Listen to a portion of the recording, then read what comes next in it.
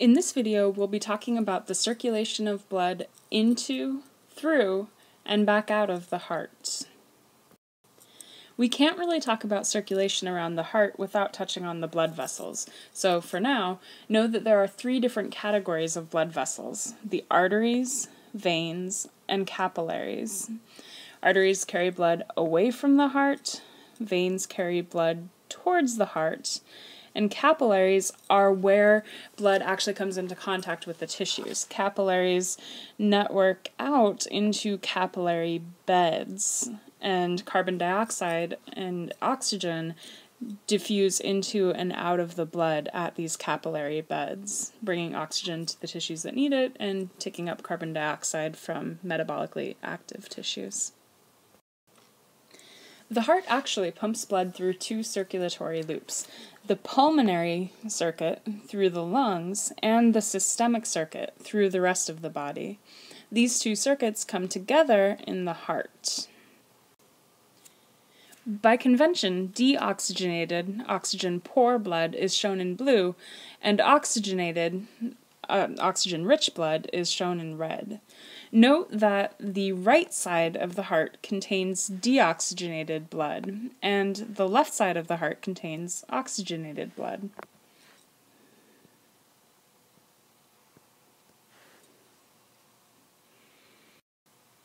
The pulmonary circuit carries deoxygenated blood away from the heart to the lungs, where it can drop off carbon dioxide and pick up oxygen. So blood through the pulmonary arteries is actually deoxygenated. Remember that arteries are blood vessels that carry blood away from the heart, and in the pulmonary circuit, this is deoxygenated blood from the right ventricle. After picking up oxygen in the lungs, blood from the pulmonary circuit returns to the left atrium of the heart. Blood returning from the lungs drains into the left ventricle. The left ventricle pumps that blood out through the aorta, the biggest artery of the body, to the systemic circuit, to the tissues in the body that need oxygen. That oxygen is unloaded at the capillary beds of the systemic circuit. Carbon dioxide waste gets picked up. Then this blood, now deoxygenated again, returns back to the right atrium of the heart. These are the specific structures involved in these two circulation loops. Well, at least the structures that are at the heart.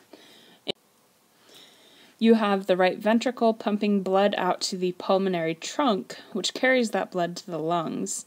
Once that blood has passed through the lungs and picked up oxygen, it returns to the pulmonary veins and back to the left atrium. In the systemic circuit, you have the left ventricle pumping blood to the aorta. The aorta carries blood out to the tissues where oxygen is dropped off and carbon dioxide is picked up. And then blood returns to the vena cava and passes into the right atrium. Vena cava, with that E on the end, is plural, and I used the plural form in the last slide because there are actually two vena cava. You have the superior vena cava and the inferior vena cava. Both of these are bringing blood back to the right atrium, but the superior vena cava is bringing blood from tissues superior, above the diaphragm. Remember, the diaphragm is that muscle that separates your abdominal cavity and your thoracic cavity. So blood from your head, chest, arms is coming through the superior vena cava. The inferior vena cava returns blood from tissues below the diaphragm, so your abdominal cavity, your legs. There's also a third vein that returns blood to the right atrium, and that's the coronary sinus. The coronary sinus brings deoxygenated blood back from the myocardium, from the muscle of the heart itself. Let's look at where these major blood vessels are. You're looking at an anterior view of the heart, cut away to expose the chambers. From the pulmonary circuit, we have the pulmonary trunk, which is just this really short artery that branches off very quickly into the left pulmonary artery and the right pulmonary artery, which dives under the aorta. Blood goes out here to the lungs and returns through the pulmonary veins. there are left and right pulmonary veins. So actually, the pulmonary circuit is two circuits. You have pulmonary trunk to right pulmonary artery to right lung and back through right pulmonary veins.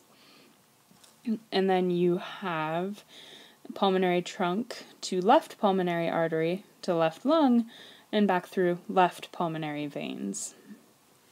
Both the left and right pulmonary veins empty into the left atrium. For the systemic circuit, we have the aorta. You have the ascending aorta, the aortic arch, and the descending aorta dives down behind the heart. Coming off the aortic arch, you have smaller arteries that you can see there.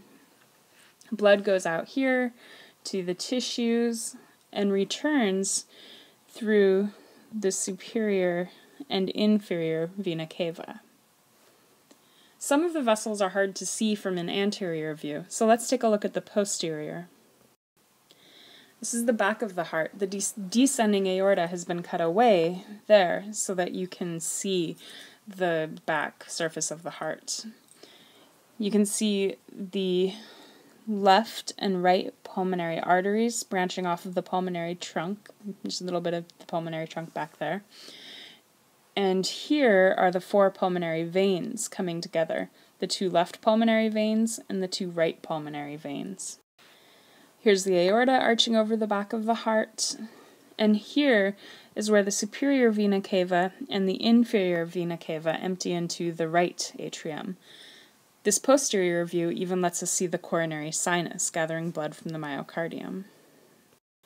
Let's talk a bit more about that circulation to the myocardium. As you might imagine, it's incredibly important. The myocardium is so thick that it can't actually get enough oxygen or nutrients from the blood passing through the chambers of the heart. It needs its own circulation and its own capillary beds.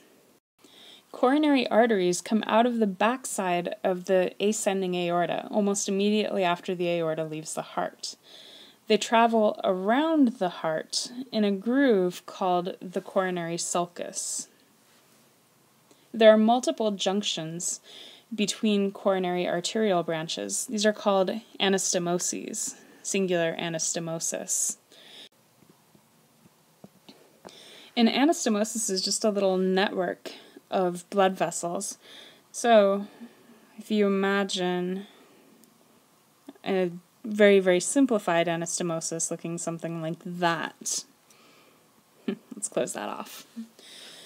Anastomoses allow for collateral flow, so blood coming this way can go that way as well. This is advantageous because if you have a blockage, say an arterial plaque, in one of your arterial branches, there's still a pathway for blood to get to that particular patch of myocardium. So basically, anastomoses and the collateral flow they allow, they help ensure an adequate blood supply to the muscular wall of the heart so that your heart can keep pumping. Even though there are anastomoses, blood flow can become reduced if you have coronary artery disease, or even completely blocked. Angina, or angina pectoris, is the term for the crushing chest pain that can come from reduced blood flow to the myocardium. Once oxygen is dropped off to the myocardium, deoxygenated blood drains into the cardiac veins. The cardiac veins join to form the coronary sinus, which empties into the right atrium. If blood flow to the myocardium gets completely blocked suddenly, the myocardium fed by the blocked artery will die from lack of oxygen. Often, blockage is due to a blood clot that breaks loose from a fatty plaque and gets stuck in a coronary artery. The heart requires oxygen to function. It does not have the anaerobic capabilities that skeletal muscle does. So, if that artery isn't opened back up quickly enough, that myocardium is toast. This is called a myocardial infarction. You may have heard of it as a heart attack. It's an ischemic injury, which just means an injury where there's tissue loss due to lack of oxygen. Myocardial infarctions can be particularly nasty because the myocardium is really bad at repairing itself. Cardiac myocytes basically don't divide, so when heart tissue dies, it's almost always replaced by scar tissue. And that scar tissue is non-functional. It can't contract and pump blood the way healthy myocardium does. So even if you survive a heart attack, your heart may not work as well afterwards. The picture at the right shows the heart of someone who had 3 heart attacks. Down here is an old one. Notice how the wall of the heart is white instead of the nice blood-rich red color. This is scar tissue. This white tissue is scar tissue. Up here is an infarction that's only a few days old. It hasn't fully scarred over yet, so the tissue is kind of yellowish. This one, where it's more brown, is only a few hours old. This is the infarction that probably killed this patient. I cannot stress enough that rapid treatment of a heart attack is essential. If you can get someone treated quickly, you can minimize the loss of myocardium. And by quickly, I mean within half an hour of the start of symptoms in order to minimize loss. Now, to get that rapid treatment, you have to know what the signs of a heart attack are. And they may not necessarily always be what you would expect. Chest discomfort or pain can certainly be a sign of a heart attack, but so can upper body pain or stomach pain. This diagram shows the areas of the body that may be associated with myocardial infarction pain, particularly severe in this area, but radiating down the left arm or in the stomach region as well. There may also be shortness of breath, kind of an anxiety feeling, lightheadedness, sweating. You may see a patient with kind of clammy skin. Nausea and vomiting can be symptoms of a heart attack as well. And it's important to know that in women, the symptoms may not include chest pain. It's actually a little less common for women to experience chest pain, that heartburn sensation. Immediate treatment for a heart attack focuses on restoring blood flow. They can give blood thinners like heparin or aspirin. There may also be what's called clotbuster therapy, which is thrombolytic therapy, basically administering drugs that break down the clot that blocked blood flow. After a heart attack, there are longer-term medications. Nitroglycerin is often given. Nitroglycerin opens up blood vessels so that blood flow is less likely to get blocked. ACE inhibitors lower blood pressure so that the heart doesn't have to work so hard. Beta blockers relax blood vessels, opening them up, lowering the heart rate, and improving blood flow to the heart. Treatment may also include drugs to lower blood lipid levels, like the statins, and therefore reduce the progression of arterial disease. You should be able to address these questions after studying this video. Describe the pulmonary and systemic circuits, both anatomy and function, compare and contrast the two. Trace a red blood cell from the lungs through the heart to the tissues and back to the lungs, through all of the major vessels and chambers of the heart. Identify the major vessels of the heart.